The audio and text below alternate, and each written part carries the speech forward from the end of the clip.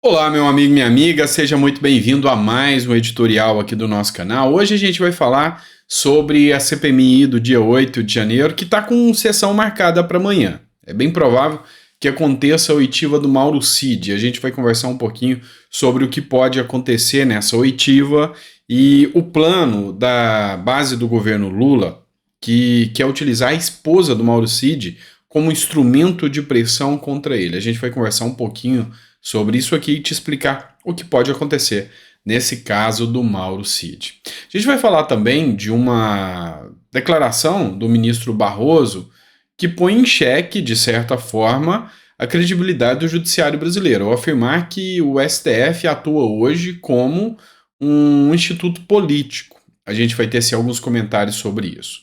A deputada federal Bia Kicis também fez uma publicação onde o jurista e advogado Ives Gandra Martins faz duras declarações sobre a democracia no Brasil. Isso tudo vai ser parte desse editorial de hoje. Então, espero que essa semana seja muito abençoada, espero que a gente tenha força, que a gente tenha ânimo para encarar toda essa semana de forma séria, que a gente possa encarar essa semana com esperança de que coisas boas virão para o nosso Brasil.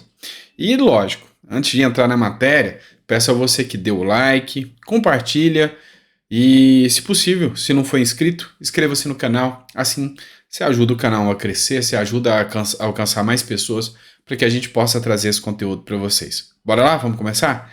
Então vem comigo. Pessoal, começo com a matéria do Guilherme Amado para vocês aqui do jornal Metrópole, falando sobre a CPMI de 8 de janeiro. Sim, está marcado ainda o início da sessão para amanhã, terça-feira. E a grande questão é a estratégia utilizada pelo governo Lula, uma estratégia tanto quanto ardilosa, usar a esposa do Mauro Cid como elemento de pressão. E o título da matéria é esse: CPMI pretende usar a esposa de Mauro Cid como elemento de pressão. O Mauro Cid, ex-ajudante de ordem de Jair Bolsonaro, preso, prestará depoimento à CPMI de 8 de janeiro, na terça-feira. E aqui, conforme mostra aqui o jornal, os governistas definiram uma estratégia para fazer com que o tenente-coronel Mauro Cid, ex-ajudante de ordem de Jair Bolsonaro, preso, não fique em silêncio em depoimento à CPMI na próxima terça-feira. Cid, ele teve o direito de não responder aquilo que ele entende que possa incriminá-lo. E essa decisão ele teve a partir do STF. Mas a grande questão que a gente analisa aqui é: será que Mauro Cid realmente pretende ficar calado? Se a gente conseguiu perceber uma coisa nas sessões da CPMI, é que quem foi prestar depoimento nessas sessões, e aqui eu digo pessoas ligadas ao governo efetivamente, ou pessoas que estão ligadas às acusações dos atos do dia 8 de janeiro, como por exemplo o Silvinei Vasquez, que era o diretor da Polícia Rodoviária Federal, assim como o Naime, eles não quiseram ficar calados. Eles quiseram falar. Até porque, uma vez que eles não tiveram a possibilidade de dar a sua versão dos fatos, é na CPMI que eles conseguiram dar a sua versão. E nesse caso, nessa análise aqui do Mauro Cid, a gente até entende que o governo não queria ouvi-lo agora. O governo queria deixar essa questão de ouvir o Mauro Cid mais ao final. Ele não queria de forma alguma que fosse nesse momento. Foi por uma articulação do presidente da Câmara, da CPI, que acontece na Câmara e no Senado, o Arthur Maia, que resolveu colocá-lo agora. É um cheque em branco, ou seja, é algo que não se sabe o que vai sair dali. Porque se Mauro Cid trouxer os argumentos plausíveis, ele vai derrubar um monte de narrativa que a esquerda criou contra o ex-presidente Jair Messias Bolsonaro. Já se Mauro Cid se incriminar ou errar nas palavras, aí eles aumentam as narrativas que eles teriam contra o ex-presidente Jair Bolsonaro. O fato é que as acusações contra o Mauro Cid, e o Mauro Cid está preso em virtude da tal cartão de vacina, falsificação do cartão de vacina. E dizem que a esposa do Mauro Cid estava envolvida nisso também. O fato é que a própria vice-PGR disse que a prisão do Mauro Cid é ilegal, que Alexandre de Moraes prendeu ele ilegalmente. E aí é lógico que o Mauro Cid, de posse dessa argumentação da vice-PGR, de posse de vasto documento que mostra que quem alterou os documentos do Bolsonaro foi um terceiro e não ele vai utilizar isso como argumentação a seu favor. Então a gente vai estar acompanhando e assim, a gente está esperando ansioso para ver o que vai acontecer nesse depoimento do Mauro Cid e a gente vai trazer para vocês. Agora uma coisa é certa, usar a pressão psicológica argumentando que vai trazer a esposa só para usar como argumento psicológico, eu não vejo como uma estratégia tão legal. Eu vejo uma estratégia um tanto quanto complexa aí. O que você acha disso? Vamos partir para a próxima matéria agora, que foi publicada na revista Oeste. Barroso admite que poder judiciário passou a ser político. Ministro disse ainda que STF é acusado de um ativismo que ele não produz. Vamos lá. Luiz Roberto Barroso, vice-presidente do Supremo Tribunal Federal, disse que o Poder Judiciário passou por um processo de ascensão e deixou de ser um departamento técnico especializado para ser um poder político. As informações são do site Gazeta do Povo. A fala de Barroso ocorreu durante a abertura do 7º encontro do Conselho de Presidentes de Tribunais de Justiça do Brasil, realizado em Porto Alegre na quarta-feira. O ministro informou que não ministraria uma palestra ou conferência, mas sim uma conversa sobre as demandas da justiça brasileira, fazendo menção à sua futura gestão à frente do STF. Barroso assumirá a presidência do Supremo em setembro. A gente encara com muita preocupação, uma vez que é vedado a atividade político-partidária por parte de ministros do STF. É vedado o uso do instrumento desse órgão tão importante que é o Supremo Tribunal Federal para ter uma interferência política tão grande. Isso é muito preocupante, isso chega a ser desastroso para o equilíbrio dos poderes, uma vez que, se há uma interferência política, se há uma atuação política, assim como o próprio ministro falou aqui, perde-se o princípio da independência, perde-se o princípio da individualização, perde-se aqui o princípio da imparcialidade. Então, é muito grave quando você chega num momento da justiça brasileira, onde os próprios ministros do Supremo não têm a menor preocupação em dizer que há uma atividade política, ou seja, uma atuação política e não meramente técnica do judiciário. Isso é grave, é preocupante. E quando esse tipo de noticiário chega lá fora, quando outros países veem isso, eles começam a equiparar o Brasil como democracias relativas, como a Venezuela, como Cuba, Nicarágua, dentre outras. E aí, para acabar de selar esse argumento, a deputada federal Bia Kicis, ela faz uma postagem do Ives Gandra Martins, um grande jurista brasileiro, que durante uma entrevista, ele fez duras declarações sobre aquilo que a gente chama de democracia. E aí a gente começa a entender cada vez mais que o Lula está certo. A democracia no Brasil é relativa mesmo, o que não deveria ser. Uma democracia séria, uma democracia verdadeira, ela sempre é absoluta, nunca é relativa. Ou seja, o direito do cidadão à liberdade é absoluto, nunca é relativo. O direito do cidadão à expressão, liberdade de expressão, é sempre absoluto, nunca é relativo. O direito da participação política, do pluralismo político, é sempre absoluto, nunca relativo. E aí, a gente começa a entender que a gente está indo a caminhos nebulosos e perigosos. Eu queria que você ouvisse aqui a fala do Ives Gandra Martins, que realmente impacta diretamente os brasileiros. Segundo o título que a Bia Kicis coloca aqui, a democracia no Brasil caiu, diz jurista Ives Gandra Martins. Ouçam conosco. Nós temos censura, que a democracia não deve ter. Segundo, nós temos presos políticos, presos por manifestação. O que vale dizer, as democracias não toleram esse tipo de comportamento. E efetivamente nós estamos vivendo isso. Nós estamos vivendo uma democracia em que há a predominância de um poder.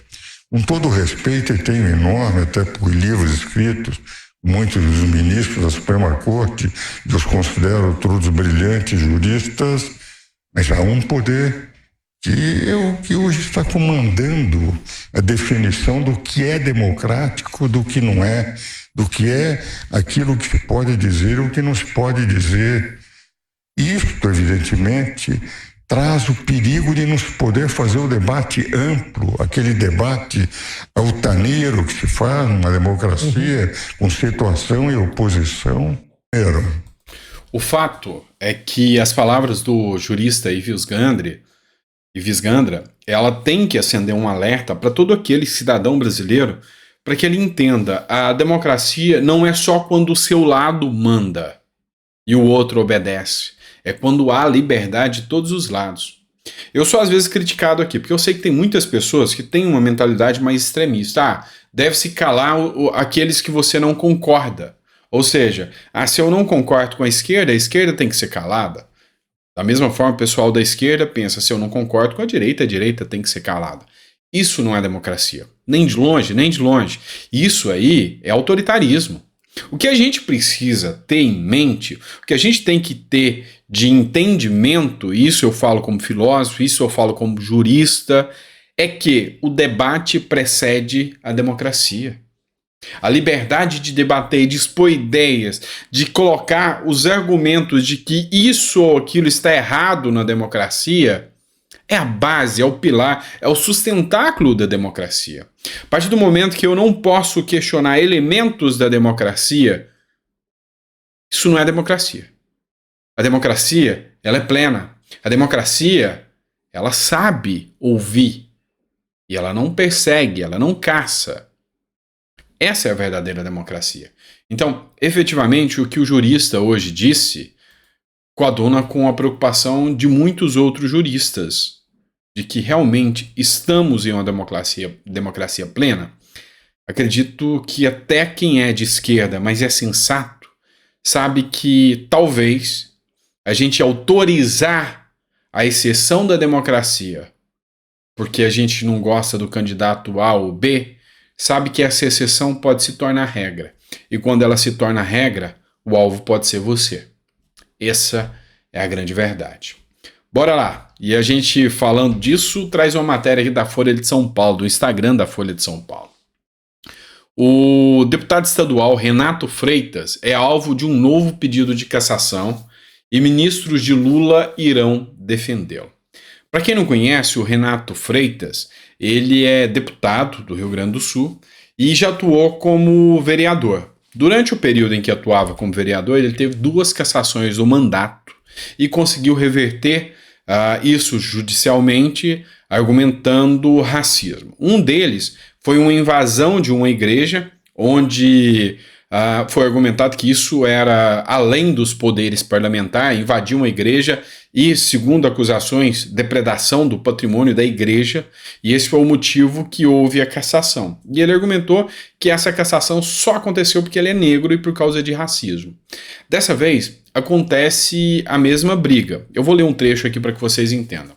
Os ministros Silvio de Almeida, do Direitos Humanos, e Aniele Franco, da Igualdade Racial, foram arrolados como testemunhas de defesa do deputado estadual Renato Freitas, que é do PT do Paraná, em processo aberto contra o político na Assembleia Legislativa do Paraná. Perdão, eu tinha dito Rio Grande do Sul. Peço escusas aqui e corrijo. O político é alvo de processos disciplinares pela 3ª vez em sua carreira. Segundo ele, o que motiva o processo é sempre o racismo. A ação da Assembleia, entregue à Corregedoria em abril, fala em quebra de decoro tanto do deputado quanto de Ricardo Arruda, que é do PL do Paraná, com quem Freitas tem enfrentamentos nas sessões.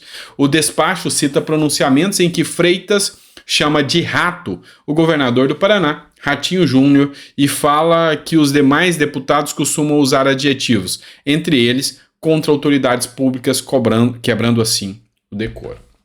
A grande questão aqui é que se a gente hoje tivesse um país sério, a metade dos deputados que aí estão não estariam. Se realmente o decoro parlamentar fosse algo exequível, se o decoro parlamentar fosse algo que a gente tivesse como preceito basilar do exercício da política no Brasil, a maioria dos políticos não estariam lá. A gente percebe hoje que uma discussão política, seja nas assembleias legislativas, nas câmaras de vereadores ou no próprio Congresso Nacional, parece uma discussão e uma brincadeira de meninos de quinta série. Parece que pessoas que acabaram de sair do primário ou do parquinho, do jardim de infância, sentam-se para decidir quem vai ser o coleguinha que vai guardar o material no final do dia ou alguma coisa nesse sentido. Porque a seriedade não existe, são xingamentos, são ofensas, são narrativas, discursos. Discutir efetivamente o que é preocupante, discutir efetivamente o que é necessário para o Brasil, isso aí fica de segundo plano. Quando você pega discussões, pautas importantes, como por exemplo a reforma tributária, as narrativas tomam um poder muito maior do que efetivamente o que é aquele texto. E aí chegam migalhas dessa discussão que vai afetar tanto o brasileiro através de uma mídia aqui, de uma fala de um deputado ali, mas assim, o brasileiro fica perdido sem saber onde acredita. É uma mídia que elogia um lado e ataca outro. É uma mídia que passa pano quando um mesmo presidente faz a mesma coisa que o ex-presidente totalmente atacado. O atual? Ah não, o atual tá certo. Mas por que é a mesma coisa? Não, é porque tá certo e você tá discutindo por quê. É assim que é e pronto. Lembra até o Chicó, lembra? Não sei, só sei que é assim. Essa é a política brasileira. Então, efetivamente, eu queria que cada deputado e fica a ideia legislativa aqui. Cada deputado, ele não deveria ser caçado pelas falas dele. Vem cá entre nós. Até porque eu preciso entender que isso não pode se tornar um subterfúgio político de perseguição daqueles opositores. A gente está vendo o que está acontecendo aí por falas de deputados, de parlamentares, e até porque existe na nossa Constituição o artigo 53 que dá imunidade parlamentar. Mas cá entre nós, deputados que ofendem, que ferem o decoro parlamentar, bem que podia tomar um gancho, ficar uns 2 ou 3 meses sem receber o seu salário, né? Ter que trabalhar de graça, porque não atuou da forma coerente. Perder mandato não, mas tomar um gancho, eu acho que seria bem interessante. Perder mandato, eu para ser sincero para vocês, acho que é muito extremo. Acho que para perder o mandato tinha que ser algo virulento, uma corrupção grave, algo assim pego em flagrante, aí sim, perda de mandato. Agora, eu entendo que por falas não, mas um gancho aqui, um gancho ali eu acharia interessante. Para cada deputado que fosse virulento nas suas falas, violasse o direito do decoro, ou seja, que extrapolasse a sua imunidade, fosse colocada ali uma penalidade e deixasse que o povo da sua região votasse. Deputado tal chamou o governador de rato. Ok. Vocês acham que ele tem que ser punido por isso? Faz uma votação aí virtual, deixa ele responder. No mínimo, nós teríamos um parlamentar que trabalharia de graça. É dinheiro nos cofres públicos do pagador de impostos que ficaria ali. O que você pensa sobre isso? Eu tenho essa visão. Eu sou meio, talvez radical, talvez não. Mas eu tenho essa visão aí de que o dinheiro público, ou melhor, dinheiro público não existe. O dinheiro do pagador de impostos tem que ser respeitado. E não é um deputado que age como um menino de quinta série que deveria receber aí. E vamos falar que recebe muito. Devia receber o mesmo que um trabalhador, mesmo que o professor. Eu até fiz uma proposta uma vez, né? Mandei uma ideia legislativa para o Congresso, que o salário dos deputados, dos políticos, deviam ser equiparados ao salário do professor. O teto tinha que ser o salário do professor, e não dos ministros do Supremo, e não de qualquer membro do Executivo. O que o professor ganha, teria que ter um piso, é o máximo que qualquer servidor público poderia ganhar. Aí sim, quem sabe o Brasil tomasse jeito.